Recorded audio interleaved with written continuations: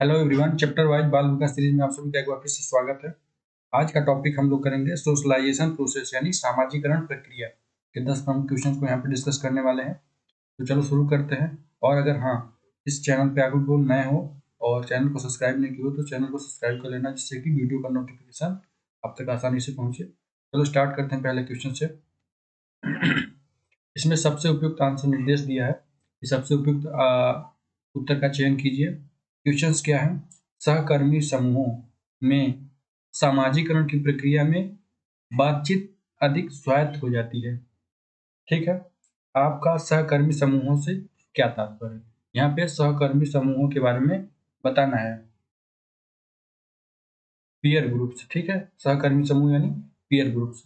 फिर से पढ़ देते हैं। सहकर्मी समूहों में सामाजिकरण की प्रक्रिया में बातचीत अधिक स्वायत्त हो जाती है। ठीक है, जो आपकी बातचीत होती है अधिक स्वायत्त हो जाती है। अब यहाँ पे बताना है कि जो आपका पीयर ग्रुप है यानी सहकर्मी समूह है, उसे क्या समझते हैं आप लोग। ठीक है, पीयर ग्रुप यानी परिवार, स्कूल या फिर समान आय वर्ग या फिर विभिन्न आय वर्ग के लोग पीयर ग्रुप में कौन कौन से सम्मिलित हो सकते हैं, इनमें से चारों में से। पहले का यहाँ पे आंसर क्या होगा?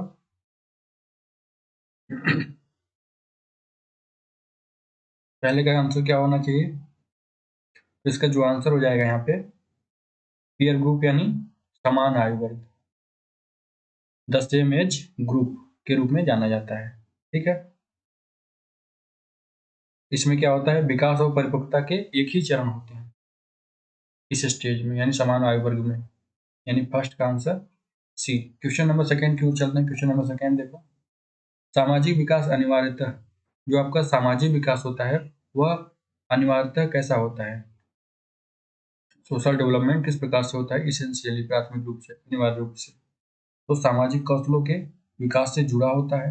या फिर बी नंबर, सामाजिक व्यवस्था की अपेक्षाओं के साथ अनुसारित का मामला है।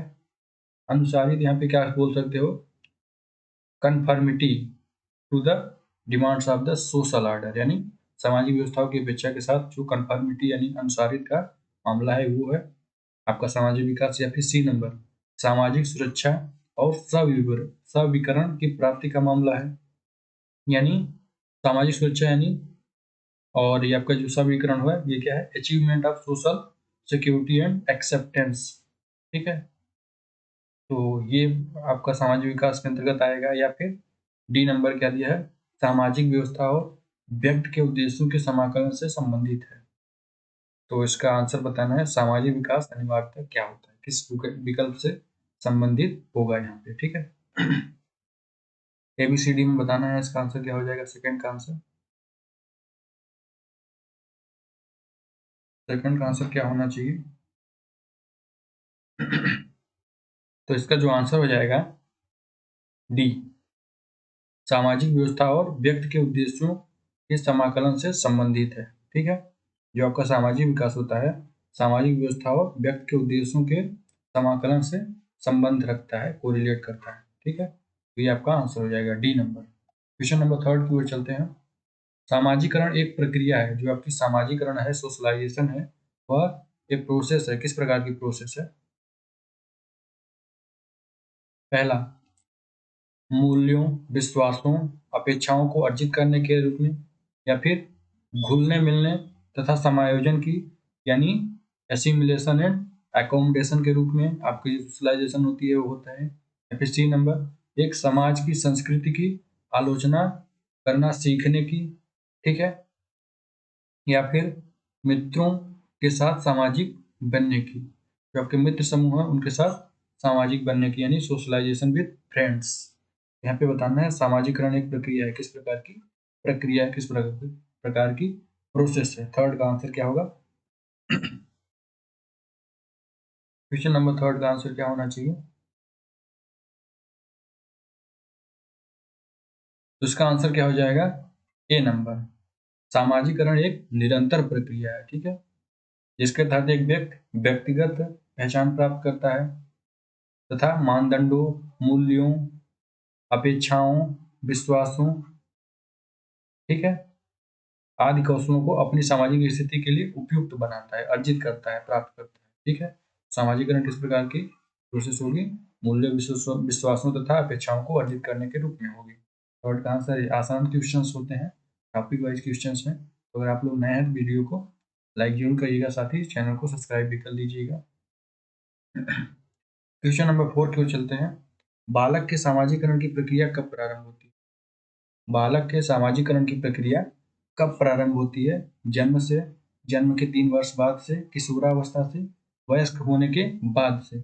जो बालक होता है उसके सामाजिकरण यानी सोशलाइजेशन की प्रोसेस कब प्रारंभ होगी? जन्म से, जन्म के 3 वर्ष बाद से, किशोरावस्था से, वयस्क होने के बाद से। यहाँ पे 4 का आंसर क्या होगा?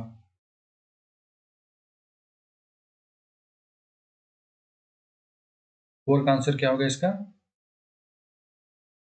सोशलाइजेशन के बारे में बात की जा रही है बालक के, तो कब प्रारंभ होगी? तो इसका आंसर हो जाएगा फ्रॉम बर्थ यानी जन्म से। बालक की सामाजिकरण की प्रक्रिया जन्म से ही प्रारंभ हो जाती है। जब बच्चा पैदा होता है उसी समय से वह सुनने के माध्यम से सीखने लगता है या फिर ग्रहण करने लगता है सोशल की, जो समाज की धारणाएं या विश्वास, विचार, व्यक्त, भाषाएं, सभी चीज सीखने लगता है। 4 का आंसर ए। क्वेश्चन नंबर 5, निम्न में से कौन सा विकल्प सामाजिकरण प्रक्रिया का एक प्रमुख निर्धारक घटक नहीं? इसमें से ऐसा बताना है कौन सा विकल्प है जो सामाजिकरण प्रक्रिया का एक प्रमुख निर्धारक घटक नहीं है के रूप में बताना है। परिवार, साथी समूह, परिपक्वता यानी मेच्योरिटी यानी, और डी नंबर स्कूल। तो आपको यहाँ पे बताना है इसमें से ऐसा कौन सा विकल्प है जो सामाजिकरण प्रक्रिया यानी सोशलाइजेशन प्रोसेस का एक प्रमुख निर्धारक घटक डिटर्मिनेशन नहीं है। परिवार आपका, साथी समूह, परिपक्वता, स्कूल। यहाँ पे 5 का आंसर क्या होगा?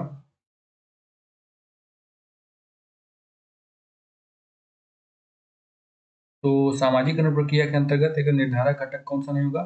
परिपक्वता यानी मेच्योरिटी। मेच्योरिटी जो है सामाजिकरण प्रक्रिया का एक निर्धारक घटक नहीं होता, जबकि साथी समूह यानी पीयर ग्रुप भी होते हैं, आपकी फैमिली यानी परिवार भी होता है, आपके स्कूल्स भी होते हैं, जो सामाजिकरण प्रक्रिया की एक महत्वपूर्ण भूमिका निभाते हैं। जबकि परिपक्वता आपके सामाजिकरण पर डिपेंडेंट नहीं होती है।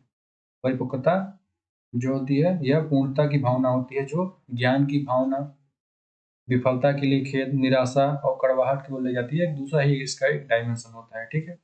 जबकि आपकी सोशलाइजेशन का परिवार के अंतर्गत आएगा, साथी समूह के अंतर्गत आएगा और स्कूल्स के अंतर्गत आएंगे। 5 का answer C. Question number 6, Bandura महोदय के अनुसार सामाजिक अवलोकन यानी सोशल ऑब्जर्वेशन पर आधारित अधिगम सिद्धांत यानी लर्निंग प्रिंसिपल्स में निम्नलिखित में से कौन सी प्रक्रिया होती है? यहाँ पे बताना है बंडूरा महोदय के जो सामाजिक अवलोकन पर आधारित अधिगम सिद्धांत है, लर्निंग प्रोसेस है, उनमें से कौन सी प्रक्रिया होती है? ऑप्शंस क्या है? स्वचिंतन, प्रतिधारण, पुनरावृत्ति, सार को दोहराना। 6 का आंसर बताना है, जो कि बंडूरा के observational learning theory, social observational learning theory से कोरिलेट करेगा।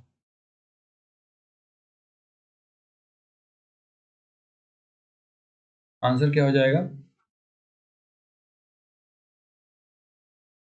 इसको रिफ्लेक्शन बोलते हैं, इसको रिटेंशन बोलते हैं और इसको रिपीटिशन बोलते हैं, ठीक है, रिपीटिशन। और सार को दोहराना यानी रिकैप्चुलेशन।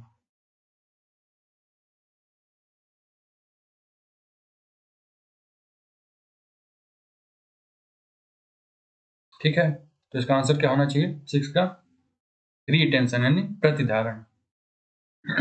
मंडूरा के सामाजिक अवलोकन पर आधारित अधिगम सिद्धांत में प्रतिधारण प्रक्रिया नहीं होती है। प्रतिधारण प्रक्रिया होती है, सॉरी यहाँ पे ये होती है के रूप में पूछा है, कौन सी प्रक्रिया होती है?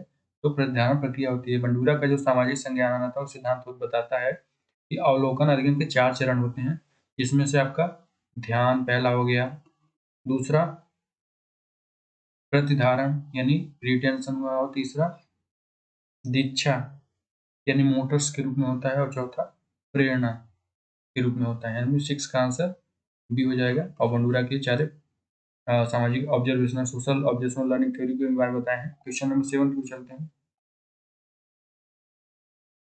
अपने छात्रों को सामाजिकरण की प्रक्रिया में शामिल करने के लिए आप कौन सी शिक्षण रणनीतियों का चयन करेंगे? तो अपने छात्रों को सामाजिकरण की प्रक्रिया में शामिल करने के लिए आप कौन सी शिक्षण रणनीतियों का चयन करेंगे? प्रेरक दृष्टिकोण, निगमनात्मक दृष्टिकोण, सहकारी शिक्षा, शिक्षण सहायता के रूप में उदाहरण का उपयोग करना। 7 का आंसर यहाँ पे क्या होगा? जो अपने छात्रों को सामाजिकरण की प्रक्रिया में शामिल करने के लिए आप कौन सी शिक्षण रणनीतियों का पालन करेंगे? सोशलाइजेशन प्रोसेस के लिए इसमें से कौन सी शिक्षण रणनीतियां यानी टीचिंग स्ट्रेटजी की सिलेक्शन करेंगे? तो प्रेरक दृष्टिकोण, निगमनात्मक दृष्टिकोण, सहकारी दृष्टिकोण, सहकारी शिक्षा या फिर शिक्षण सहायता के रूप में उदाहरण का उपयोग करना। तो इसका आंसर हो जाएगा सहकारी शिक्षा। यह छात्रों को सिखाता है, सहकारी शिक्षा होता क्या है? ये छात्रों को सिखाता है कि कैसे एक साथ काम करना है और काम में सभी को सुनना है। सहकारी शिक्षण का परिणाम कार्य पूरा होने से परे है और छात्रों को अपनी संस्कृति और एक दूसरे की संस्कृति को जानने और प्रशंसा करने हेतु भी सिखा रहा होता है। यानी सहकारी शिक्षा यानी को रिलेशन होता है, कई सारे ग्रुपिंग चीजों में काम किया जाता है इसमें। तो इस तरह से यहाँ पे जो 7 का आंसर हो जाएगा सामाजिकरण की प्रक्रिया में जो शिक्षण रणनीतियों का चयन करना चाहिए तो सहकारी शिक्षा। क्वेश्चन नंबर 8, सामाजिक विचार सामाजिक सहमति के बारे में विचारों पर केंद्रित है। जो आपका सामाजिक विचार है सामाजिक सहमति के बारे में विचारों पर केंद्रित है, नैतिक तर्क पर जोर दिया जाता है। तो किस प्रकार के नैतिक तर्क पे जोर दिया जाएगा? सोसाइटी, नैतिक मुद्दों, नैतिकता, सामाजिक संज्ञानात्मक। सामाजिक विचार जो होता है सामाजिक सहमति के बारे में विचारों पर केंद्रित है, नैतिक तर्क पर जोर दिया जाता है। तो यहाँ पे आंसर क्या होना चाहिए? सोसाइटी, नैतिक मुद्दे या फिर नैतिकता या फिर सामाजिक संज्ञानात्मक।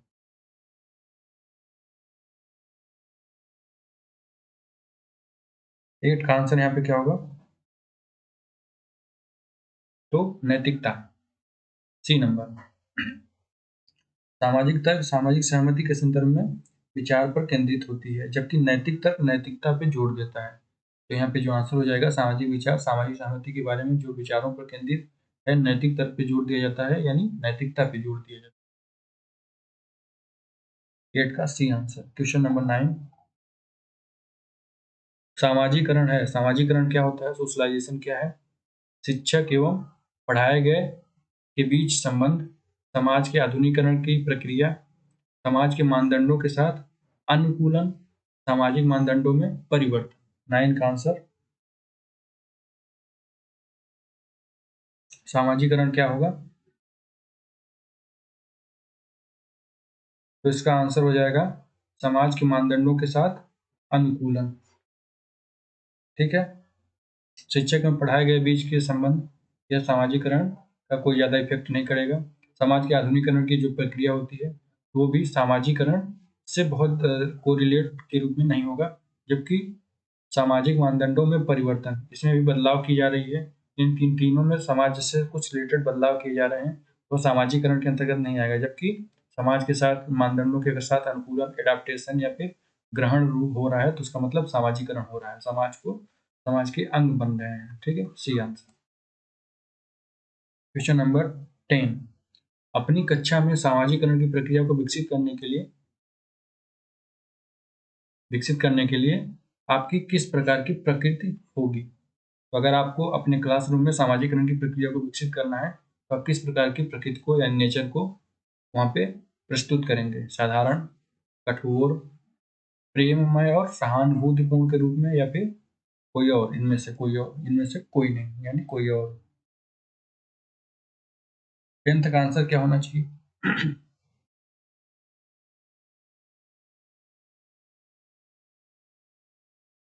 तो इसका जो आंसर हो जाएगा, अगर हमको सामाजिकरण लागू करवाना है अपने क्लासरूम में तो साधारण से भी कुछ ज़्यादा इफेक्टिव नहीं होगा, कठोरता तो बिल्कुल करनी ही नहीं चाहिए। जो आपका प्रेममय और सहानुभूतिपूर्ण तरीका होगा ये सबसे बेस्ट होगा। यानी यहाँ पे आपको जो एम्पैथी के रूप में और प्रेममय के रूप में अगर करना हो तो ये सबसे बेहतरीन तरीका होगी। शिक्षक के रूप में हमें यही करना भी चाहिए कक्षा और पाठ तथा संस्कृति प्रत्येक स्कूल के 3 प्रमुख घटक होते हैं, और जब भी ये कार्य एक साथ काम करते हैं तो इसका परिणाम विचारों के उत्पादन में होता है। ठीक है, और कक्षा में सामाजिकरण की प्रक्रिया को विकसित करने के लिए शिक्षक की प्रकृति प्रेममय और सहानुभूतिपूर्ण होना सबसे ज़्यादा जरूरी होता है। यहाँ पर 10th का आंसर सी। अच्छा क्वेश्चन था, सरल क्वेश्चन से, टॉपिक से रिलेटेड क्वेश्चन थे। मुझे उम्मीद है आप सभी को अच्छा लगा होगा। कमेंट बॉक्स में जरूर बताइए कितने मार्क्स आ रहे हैं, और साथ ही इस चैनल को सब्सक्राइब जरूर आप सभी लोग कर लीजिएगा, जिससे कि नोटिफिकेशन आप तक आसानी से पहुंच सके। इसको यहीं समाप्त करते हैं, अगले वीडियो में कुछ अलग टॉपिक को कंप्लीट करेंगे। ठीक है।